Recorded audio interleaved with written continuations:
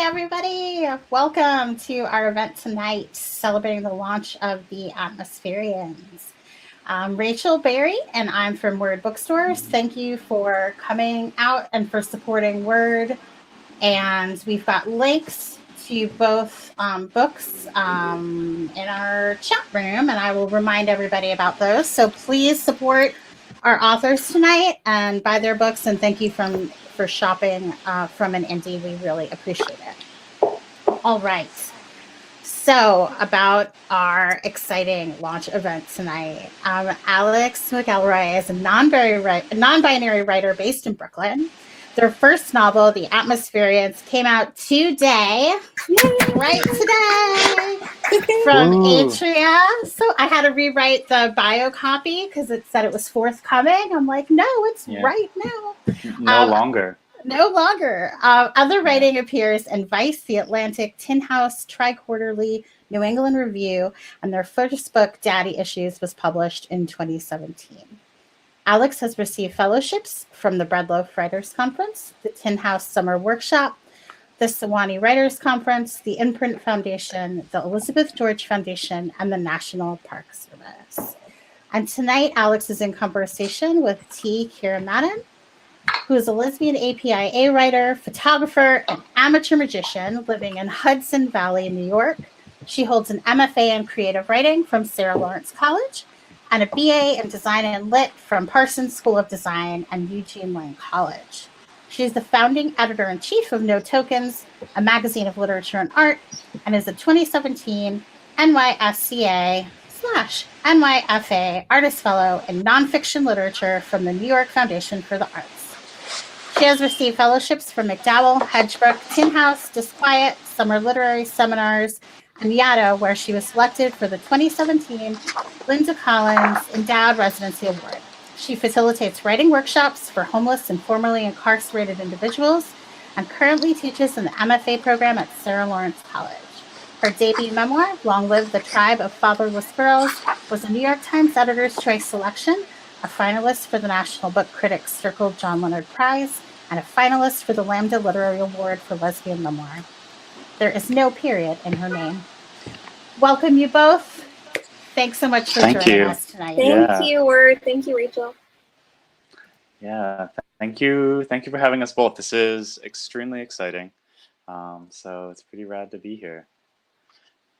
I'm so happy to be here. Alex, you want to read first? I would love if you would read first. Yeah, let me read first.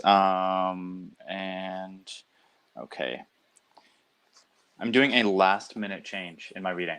Okay, I'm going to be reading from chapter 10. There's not really much that you need to know. I am going to say the word abandon, and when that comes up, I don't mean it in the sense of like to abandon someone. It is the name of the narrator's online wellness routine. So when that comes up, when you hear the word abandon, that's what is being spoken about. Okay. The night before Lucas DeVry's death, Cassandra and I went out for dinner at a trendy Iberian restaurant in Dumbo. She knew every chef in the city by name, the ones who mattered, the ones who would matter, and had gotten us a table despite the restaurant's 3-month wait. We sat beneath a blunted red lantern that added blush to Cassandra's natural pallor. She wore black high-waisted pants and a denim jacket and smelled faintly of berries. We were there to celebrate the first major break in our career, according to Cassandra. Earlier that day, I had booked an appearance on a network morning show to discuss abandon. The production assistant was shocked that her email had gone directly to me instead of a manager. "We're booking you as a favor to Candace's daughter," she told me. Candace Heather co-hosted the show.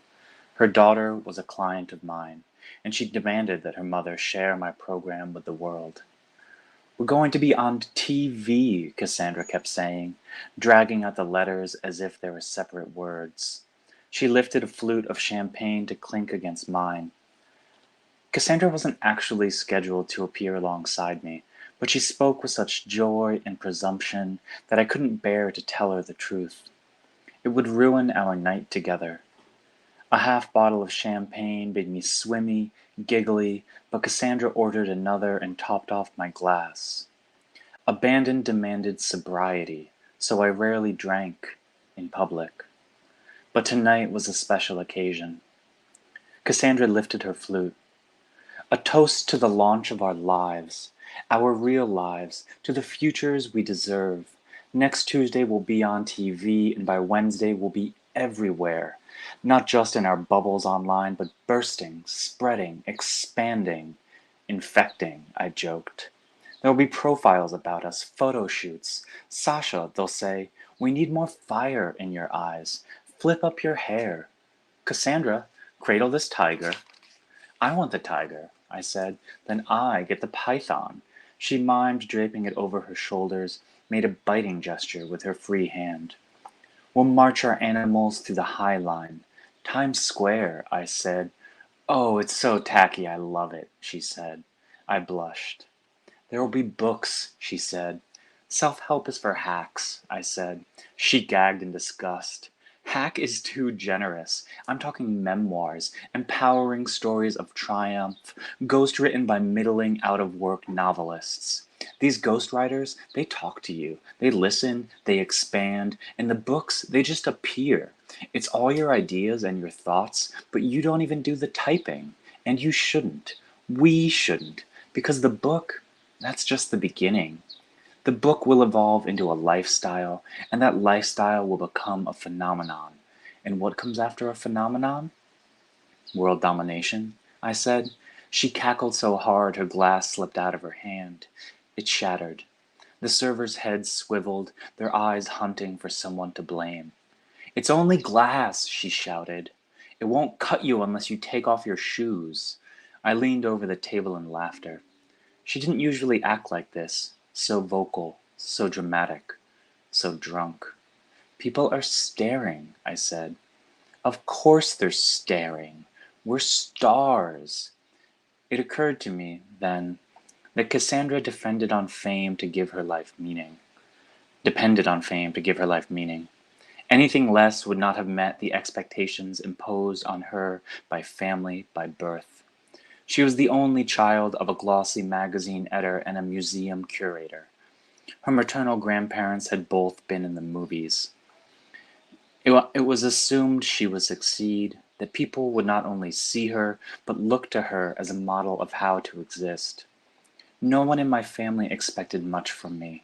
If I flamed out, anonymity would cradle me to sleep in its arms. But Cassandra feared irrelevance the way tourists fear strangers in alleys. For the first time, I pitied her. I incubated this feeling. I longed for it to survive. A waiter brushed the shards into a dustpan. Cassandra said, "Close your eyes."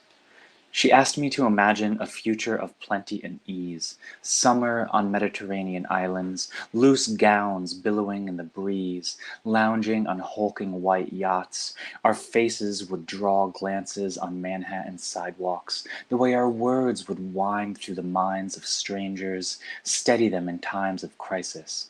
Vacation homes in the Alps, photo shoots in Chilean vineyards, luncheons with diplomats, and consultation for Austrian monarchs. She stretched for my hands.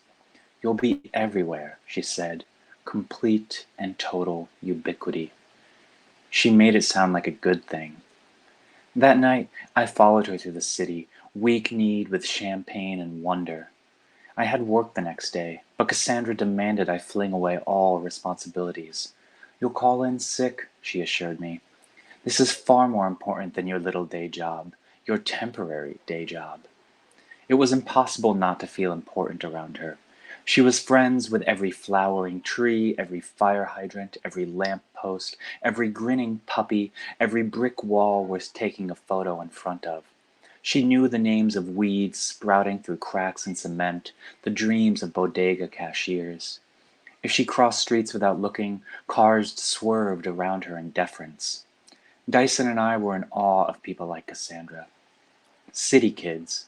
We'd known a few in high school, transplants beset by restlessness and self-assurance, possessed of indifferent magnetism and the will to explore.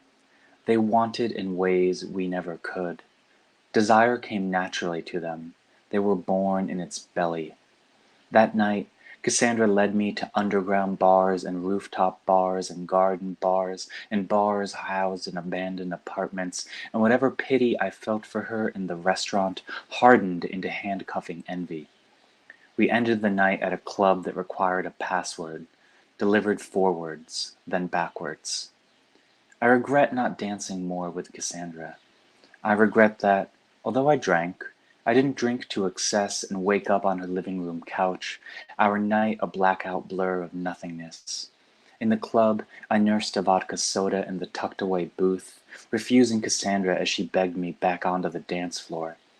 My perch granted me a sense of superiority, which I believed I deserved.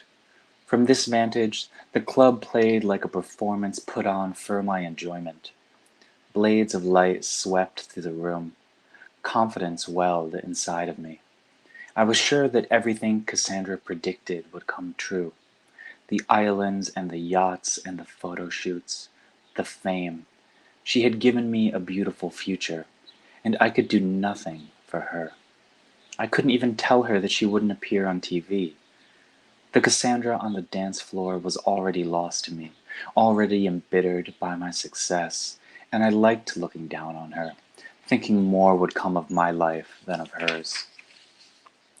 She gave me a waist-cinching hug at the end of the night. Drinking always made her a little too grippy. Normally, I resisted the intensity of her touch, but there was something gentle in it that night, an obvious sense of pride. "We're doing this," she said. "Me and you. We're really doing this." We split into separate cars. I posted a photo of us posing in front of the Iberian restaurant earlier in the night. A crowd of walk-ins packed the glass lobby behind us. The caption was simple, meant to intrigue.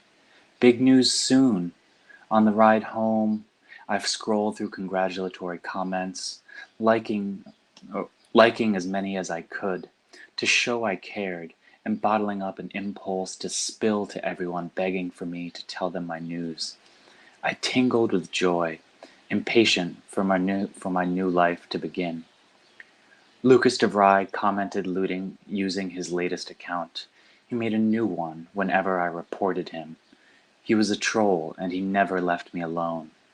DevLuke 42937814666 commented, "You're finally gonna put your mouth on mine?" It was standard for him, unimaginative and vile. I normally deleted his comments and reported him. But these weren't permanent solutions, and that night I was drunk on my future and champagne. Reporting Lucas DeVry to the social media cops was now beneath me. I felt a responsibility to confront him. No, I wanted to confront him, to stomp him out, to flatten him, to ruin him, to shame him so he would never write to me ever again. He responded this way to every photo I posted. It wasn't enough to report him because he always found a way back. There was always a new name to use, a new email to plug in. I wanted him gone, forever.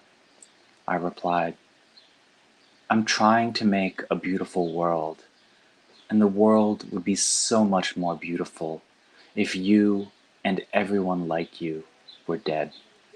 Thank you.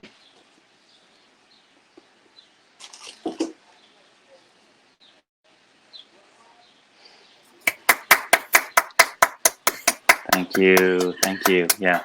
I wish you could hear more applause than mine, Alex. Yeah. But we're all Yeah. clapping. Great, thank you. Are the dogs clapping too? I think so, yes. Okay, great. The Perfect. chat box is clapping as well. Amazing. Thank you for reading that section. Of course. I love that chapter so much, and how it's such a great example of so many of the themes of the book, to oversimplify. So I thought we could start with just I'm always interested in, what was the kernel of the book? What was the first idea or the first image or line or relationship? I think of this book so much as being about relationships and friendship specifically. But from you, how did it start? Yeah, I mean, I'm really glad that you're thinking that relationships were a huge part of sort of the kernel of this, because that's exactly it. And what's been so weird, I think you're working on a novel now, aren't you? And so it's the strange part about writing a novel is that like there are all these little like tendrils that sort of branch off that might not be part of it. And I would say that this novel began with storylines between these two characters that never ended up anywhere close to this book. Oh, that's so So in interesting. 2016, I published a short story in Catapult that was actually through Dyson's perspective, but both the characters were Dyson and Sasha, and that story is extremely difficult or extremely different from anything that occurs in this novel. Mm. But that relationship was still the core of it. And I think once I decided that I wanted to write about these characters for a book, a lot of the conversation, a lot of what was sort of allowing for this novel to emerge was just these two characters in a room talking to each other. And then I needed to understand like who are they to each other and what do they mean to each other, and it was just a lot of work of figuring that out about sort of they had their own sort of like connections, they had their sort of like rapport with each other, but they didn't have anything to do, which I think is like probably like you know most novelists problem, like just like the language part of it, and then you realize like oh like something should probably happen if someone else wants to read it. And so that I think was definitely that core of sort of the relationship and the friendship between them was always there from the beginning. I love that. And how you mentioned making the decision that they were a book rather than a story. How do you come to that decision? Is it that they just stayed with you after writing that story? Because I struggle with this too. Like, what's a story? What's an essay? What's a memoir? What's a novel? Yeah, I mean, I don't, I mean, I think it's just if you, I think you said it right, like, you know, that they continue to stay with you is a really important part of it. Or if there's more that you just want to say. Like, I'm not that much of a short story writer. I like writing short stories, but I think when I do write short stories, they feel extremely contained for me, and they Mm-hmm. don't feel. Whereas, like when I'm not writing a short story, it can feel really clear to me that this thing is really expansive and that there's so much more to say. There's so many questions that I continue to have, um, and I think it's also I think using this book as an example is really fascinating for me because I was so interested in these characters and what these characters were capable of, and what they were capable of changed over the course of the like 4 or 5 years that I was writing this book. So even though, you know, I imagined that they were only capable of being a story, right, back in like Mm-hmm. 2015 when I published that piece in Catapult. But as time went on, it became more and more clear to me that they were capable of far more, right, that they deserved much more attention. And I think that's about two things. That's one, sort of, you know, leaning and understanding more about the characters, and I think just my own. Like, I think when I first started writing about them, I had no idea how to write a novel, and so it was almost as if like I had not like, if like writing books is like a like video game or something like that, I had not like earned enough like challenge coins to be able to like get to the novel stage in my career. So like the only thing that I could do with them was make a short story. But the short story was one that very much did not have an ending, and very much like ended because like I hit like 3,500 words or whatever the short story length is, and you know the alarm went off and I had to stop writing. So yeah, I think there was definitely a sense that there was so much more that needed to be said, and I just again kept writing about these characters, but in like different, very different worlds each time. Right? Mm. And you can feel how developed that friendship is. And when in the beginning, when we move back in time and we see how they met, and for those who haven't read this book, I think it's one of the best books I've ever read of rendering a friendship, of these like intricacies and the ugliness of friendship and the knowingness and the unknowingness, and how familiar we can be with each other and how we kind of perform for each other in friendship, perform these Right. roles that Yeah. change from situation to situation. And it's just so beautiful how Yeah. you articulated that Yeah. in this book. Thank you so much. I mean, friendship fascinates me because it's like it's this weird thing where like you can like end a they exist in this really strange place of intimacy, right? Because like with like a romantic relationship you can have like the highest level of intimacy, and then that ends and never have that intimacy again. Whereas Mm-hmm. with like a really great friendship, there are like different sort of variations of that intimacy, right? And there can be moments in which you reach that intimacy that maybe might not reach the level of like the physical intimacy of a romantic relationship. And so we say like it is therefore like a lower form of intimacy. But I think that I was just really curious about how that creates a continued relationship, right? Like what is the sort of like slow burn of a relationship that allows something to survive for years and years and years, and maybe even survive like with like decades or 5 years in between in which you just aren't in each other's lives, and how like that flame sort of like maintains itself like the Olympic torch or something like that, like ready to be sort of run with again once you come back together. Love that so much. I want to ask you about. I'd love to read a passage of your work if that's Please. okay. Yeah. Okay. This is, I think, chapter 13. I know what's been said about us. I've watched the documentaries and read the exposés claiming to know what happened the day the men arrived at the camp. However, very little of what was reported, and it would not be a stretch to say none of what appeared in print or film or public debates offers an accurate portrait of the arrival. This doesn't surprise me. I understand the deep human need to identify villains, but there were no villains that day. Only accidents made by good people doing their best. That type of story doesn't make anyone click, though. So Dyson and I were made into villains. And I feel like this book is so interesting in the way that it balances this idea of who is a villain and who is a hero. And I'm just wondering how did you kind of balance that as you built this narrator and Sasha and all the characters? You just read this beautiful portion with Cassandra, who's also this incredible, like, we want to hate Cassandra immediately, but then she does things that make us say, like, wait, is she so bad?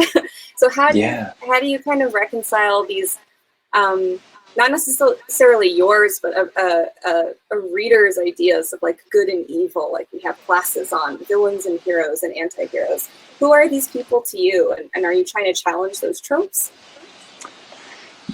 I mean, something that comes to mind to me is that like I didn't even realize that it was informing this book, but it was probably informing it in a huge way. I mean, I was mostly in grad school when I was writing this, and I think grad school, any sort of like any space where you're sort of dealing with administration, it can be like, who is this person and why are they like getting my way to do this? And then I think every time I would step back, I would just be like, no one wants to think they're a bad person, or no one wants to think that they're doing the wrong thing.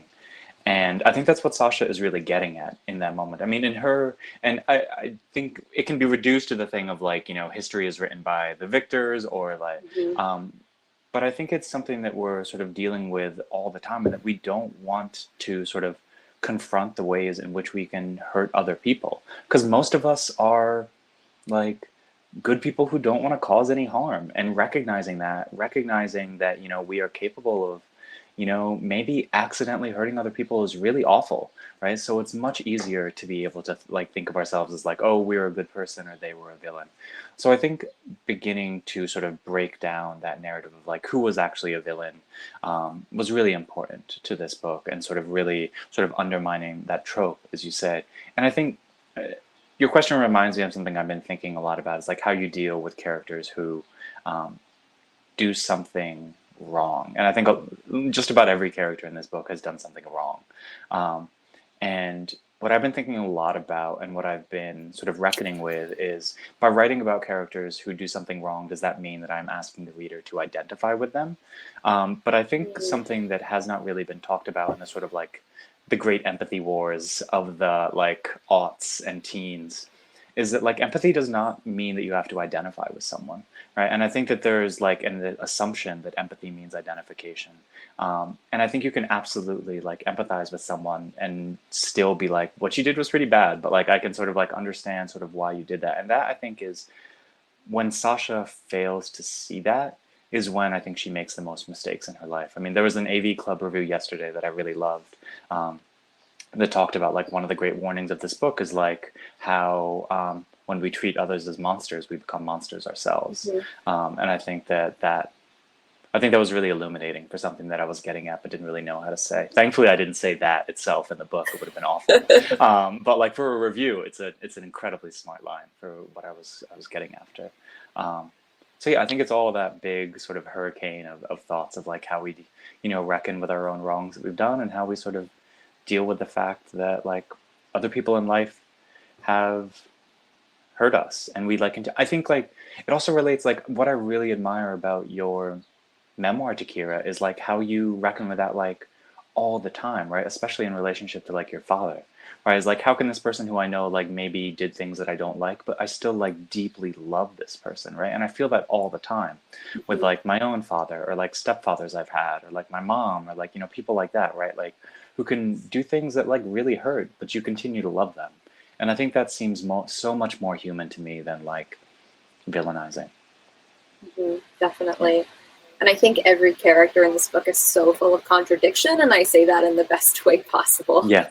And in a way, like, I'm very moved by your articulation of empathy and what that means, that like these characters make huge mistakes. Like, that's putting it lightly, but we're still really on board with them. I love all of them so much, and I feel as a reader and as a writer that this writer loves them as well. And I think I can tell sometimes when a writer doesn't love their characters, when they don't allow them to make those mistakes, because they don't see that dimensionality of these people as people. I love this book so much. Everybody has to read this book. Yeah. I'd love to ask a real crafty question for a moment. Yeah, please. Okay. Yeah. So your description throughout the book, I was noticing like this really cool way that you use defamiliarization. So example of, a room speaks. You use terms like the room speaks and says this before we're introduced to the person within the room who is speaking. And I wrote down a blurry yellow pill before it sharpens into a bus. Like these moments of description are so abstract before they become really concrete and sharpened for the reader. And it was just such a beautiful way of describing things throughout. And I wondered if that's just kind of the way you see and describe the world, or if it holds larger metaphor for you in terms of the themes of this book and social media and performance. Yeah. I mean, again, like this one almost relates to what I thought about, like sort of like Monsters and Monstrous. Like right now, it's a sort of like everything seems so obvious in hindsight. Like how like, and I think that these descriptions work in a way in which they require like further interpretation, or that they require like further, I guess just like observation, right? To like really understand what is happening. But I'm like really interested in how, again, like how both of those things are true, right? Like when I say like it was a blurry yellow pill, like I'm using a metaphor there. Like I'm not using a simile. And so I think it exists as both of those things, right? Like it is the blurry pill and it is the school bus that it eventually becomes, right? So it functions, and I think in the same way of like a room speaks, because that to me is like how it feels a lot of times when you don't know someone is in a room, and like how can we get across the fact that there is just this sort of disembodied voice. As for questions of like, performance and identity, I think absolutely we're shifting all the time, right? And like people are shifting for us all the time, right? We think that we know who they are, and then we sort of like meet them in person. Like I'm sure we've all had that like phenomenon of like, oh, like I hate them online, but in person they're great. And like something like that, or or just like I think it's just depends on who you are in like different contexts, and those descriptions allow me to sort of like offer both contexts working at the same time, both the sort of like initial reception and how that continues to like serve as like an after image in the rest of the book, or in like the character's mind, right? And I think that allowing both of them to exist is really important. Like if I would have written that as the bus appeared and it looked to me like it was a blurry yellow pill, like that would immediately familiarize, then defamiliarize, and I think that defamiliarization would not function, right? Because we would already know what it was, and it would not. There would be no sort of absent, like it wouldn't be destabilizing, and I think that that's what a lot of these descriptions are doing, and especially destabilization. I think is something that I like that term more than defamiliarization. And also to get back to the craft section or question is like a lot of this book takes place at one spot. And that's something that I think writing wise is just really difficult to do. And I don't, we will see what the critics think. But I think that just means that you have to look for new ways of variation. And that's something that I was trying to do all the time. So that sort of led me sort of more into backstory, that led me more into, but I've been thinking of as the textured chapters, such as the lists, such as the questionnaire, which are different ways of sort of moving the narrative forward, of getting information onto the page. Because when two characters like this are trying to start a cult, what they're trying to create is routine, right? And like nothing is worse for narrative than like routine. You can't have like, you know, an hour and a half of only the Dirty Dancing montage scene, right? Like we need to have that other stuff, right? As great I could as do it an hour and a half of the Dirty You could do an hour and a half of montage. that. Okay, yeah, of just the montage. Okay, yeah. Wow, I'm taking notes here because I think we're all experiencing a free craft class on destabilization and reversing defamiliarization, to have the defamiliarized come before the literal. I love that so much. Thank you. Thank you for telling us about that. I did want to ask about those chapter choices and your choices in form. I'm not sure if that will be talked about as much as the content and the plot of the book, but there are so many things happening formally here with questionnaire and dossier and point of view switches, for example. Like, was that kind of immediately your idea of how this book would look, or as you wrote, did you realize, okay, I'm gonna have chapters that feel fragmented and, you know, play with form chapter by chapter, which makes for such a thrilling experience, but it still feels really cohesive, and like every chapter, no matter what form it's taking, feels like it absolutely belongs, rather than feeling like we're removing consequence or halting the plot in some way. Yeah, I mean, I'm so glad that you picked up on that, because it's something that's really important to me, and I think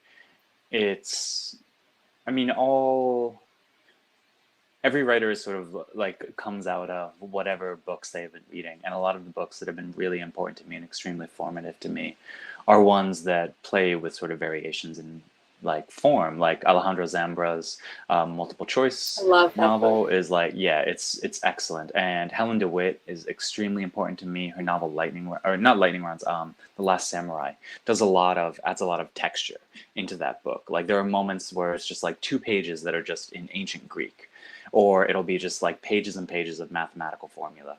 And DeWitt has said, like, I don't expect the reader to know that. I expect them to know that this is what's happening as the character is learning this, which is nice because it just allows you different ways of seeing as you're moving through the book. Valeria Luiselli is another writer who is extremely good at this. The Story of My Teeth and is like a really sort of great example of like different variations, different forms inside of a single novel. So it was really important to me to add these kinds of textures because it's something that I really like and enjoy when I'm reading. But something I've been thinking about a lot, like after the book has been out, and like again, thankfully it's not something I was like literally thinking of as I was like writing this book, but it is I spend far too much time looking through Instagram stories, but I hope that I did not write the Instagram story of books. But there is something so strange about Instagram stories, especially with people like in like, literary or sort of like activist circles where people are both trying to live their lives and remain engaged politically, in which you have like great summer day, and then like statistics about a war crime, and then like, you know, great summer day, beautiful food, and then like a friend's book that is about to come out.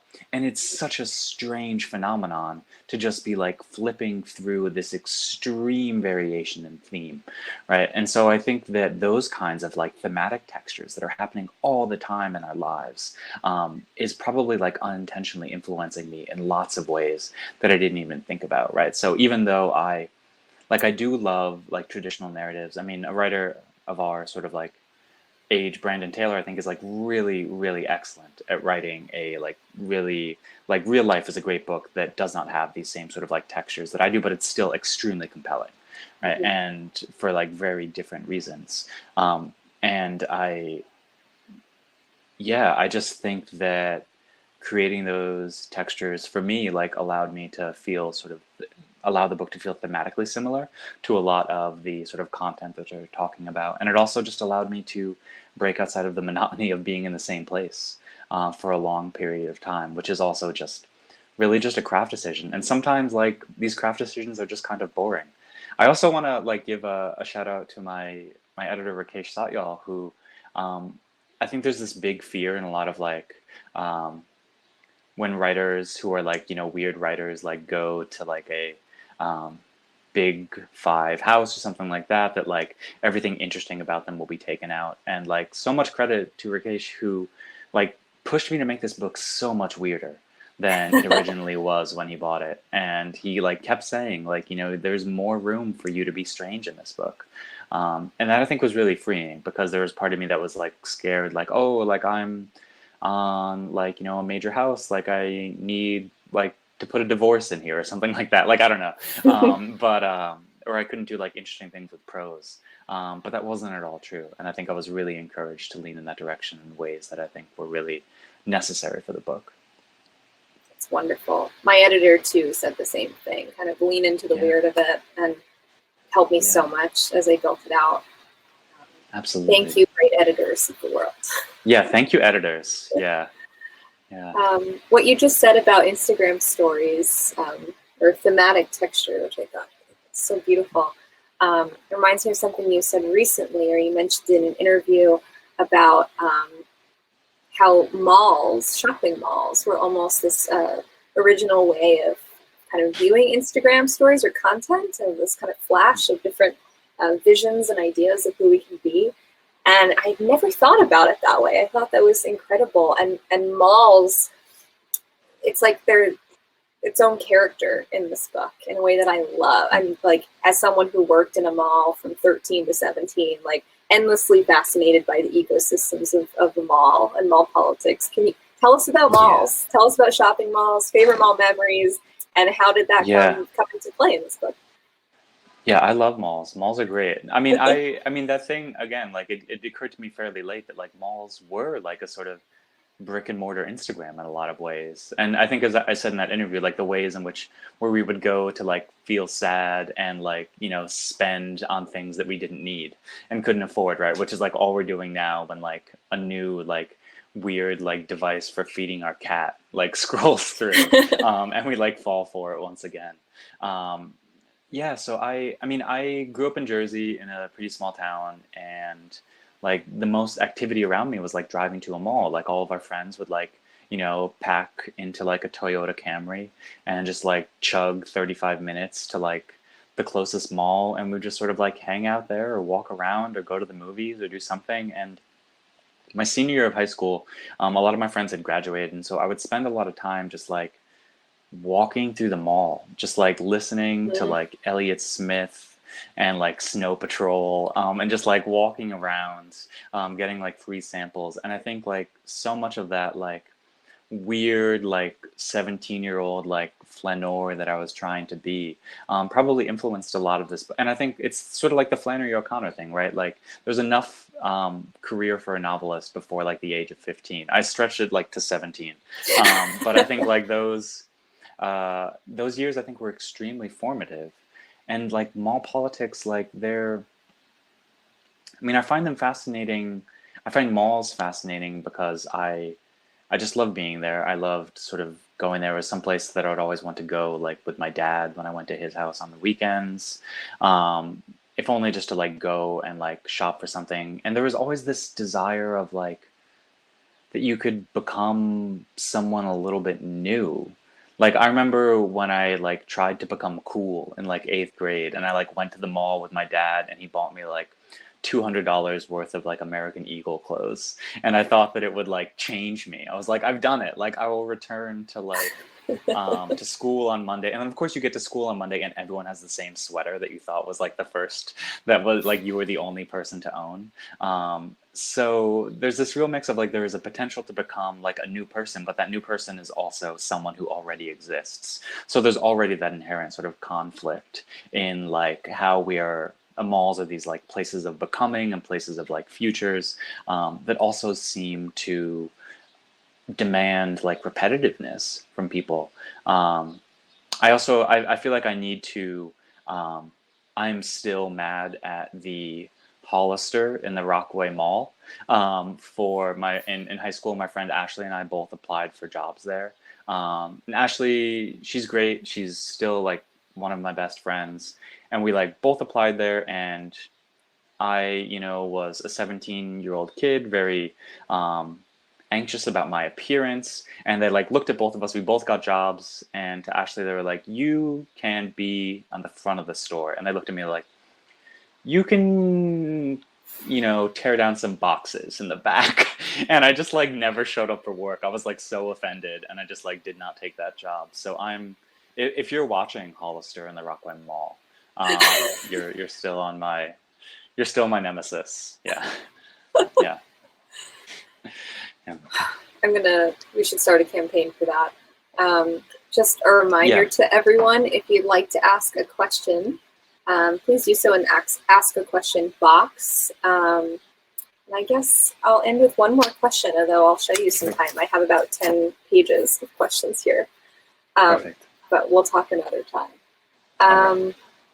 I'm wondering, something that I've realized through publishing is that sometimes the most click-worthy or buzzwordy ways of describing a book don't actually feel true to how we see our own work and how we see our book. So I'm curious, on your beautiful launch night for your gorgeous book, how do you want this book to be seen and known outside of the descriptions? Yeah, you end on the most difficult question. Those descriptions were made by my editor, so I don't have to think about this.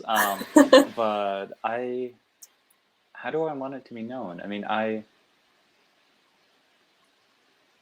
want it to be a book that is fearless is thrown around all the time. But I was actually talking to Kristen Arnett a little bit about this last night, and I think it hit on what's most important to me is like, I wanted to have a book that was willing to say the things that people don't want to talk about. And whether that's thinking about both masculinity and also the ways in which we have like vilified people ends up sort of leading to us like vilifying ourselves. And I wanted to sit with the real ugly contradictions of how we both need to sort of understand that like people can do bad things, but also that we need to understand that there are alternative ways to begin to correct that. And I think like I think that, in a lot of ways what Dyson and Sasha try to do is like create like like bespoke prison, like in a lot of ways. And so I'm really interested in the ways in which how this desire to sort of villainize other people, whether it's men, or I think even the ways in which like Cassandra villainizes Sasha, the way in which so many of the men villainize Sasha for making a fairly innocuous comment. All of that just sort of really fascinated me, and not in a way in which I want to say like we all need to be nice to each other and like cancel culture has gone too far, because I don't agree with like those statements. But I think I want this to be a book that fearlessly questions where we are and what the sort of just sort of wonders like what's the worst thing that can happen if we refuse to sort of like really sit back and like reflect on yeah, our flaws. Love that. Thanks for sharing with us, Alex. Of course. Thanks for having me too. Everyone, Of course, Alex, again, just wrote the most brilliant book that had me laughing out loud so hard. I had to read entire sections to Hannah and out loud to myself. Oh, that's amazing. The No, thank you so much. picking up the outfits scene and like just how you so fluidly and beautifully like kind of veer into absurdity when we least expect it. It just makes for the most fun reading experience, and one that just kind of hammers you at the same time, and really makes you think. Thank you. And consider our own kind of, I don't know, ability to bandwagon sometimes, like with everything you're saying, how we can just hop onto a mode of thinking as something true, whether that is to vilify a person or a product or anything. It's a book that will make you think. It's a book that will make you laugh so hard. And the language, as you've all heard tonight, is just out of this world phenomenal. So I've always been a fan of your work, Alex, and this was just such a pleasure and delight. Thank you. No, it's really been an honor to talk to you tonight. So yeah, thank you. And I'm glad the language pulls through. I mean, that's always the fear of like any like short story writer to novelist, is that like the Faulkner thing will happen, right? Where like he assumes that like the language just gets worse and worse as the project gets bigger. But so it means a lot to hear that. Thank you. It's incredible. We do have one question. Cool. Curious to hear you speak about forgiveness in the book, but also how it fits in this dynamic of identification, empathy, and understanding that you're talking about and exploring with the book. Yeah. Let's see. So, I mean, I'm not sure how many people have read the book. So, like, forgiveness plays an important role in this. And I also think that, like, I don't want to sound like a Instagram therapist, but I think like you can forgive someone or you can empathize with someone without like necessarily needing to forgive them. And I think there are many different stages of what forgiveness can look like. And that's probably something that could use like way more, I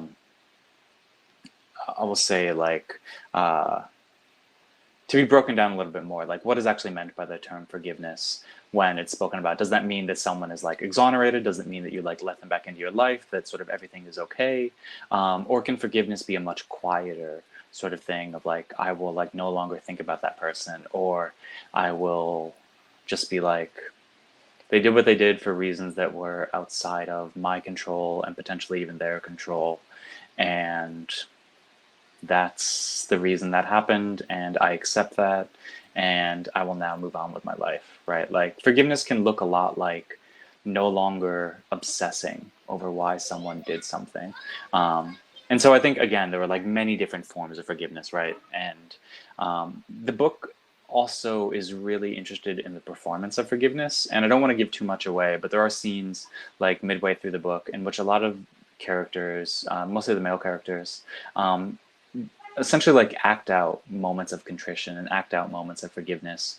And in those scenes, I was really interested in sort of what actual contrition and what actual forgiveness looks like, what actual amends might look like versus what the performance of it looks like. I mean, we've all seen the Notes app apology, right? And so I guess maybe like in that, in some of those scenes, I was interested in like what the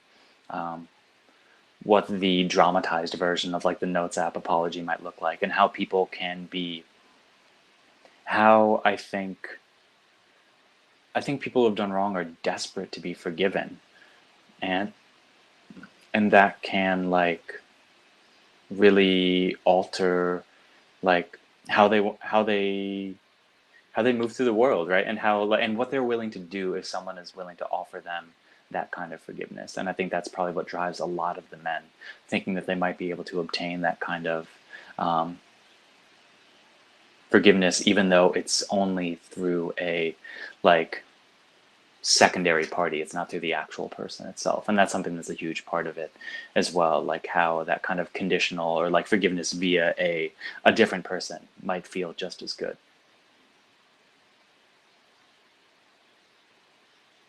Any other final questions, anyone? All right. Awesome. Thank you both so much. Sorry, Yeah, I'm a disembodied you. voice. This has been, No, it's great. The voice of God is here. Yeah. So it's been such a pleasure. And please, everybody, this is the cool thing about Crowdcast is that this is recorded. So share it with your friends so that they didn't miss this amazing conversation. Can't thank you both enough. I absolutely love this book. I just can't stop talking about it. So this was a real honor for me. And don't forget to buy that book and support Alex's work so we could see more of it. Thank you both. Enjoy the rest of your amazing pub date day, and everybody have a great night. Thanks for coming. Congratulations, Alex. All right. Thank you. Thank you. Thank you. Thanks Kira. everyone for Thank you, coming, and Rachel. thank you, Word. Thank you. Yeah.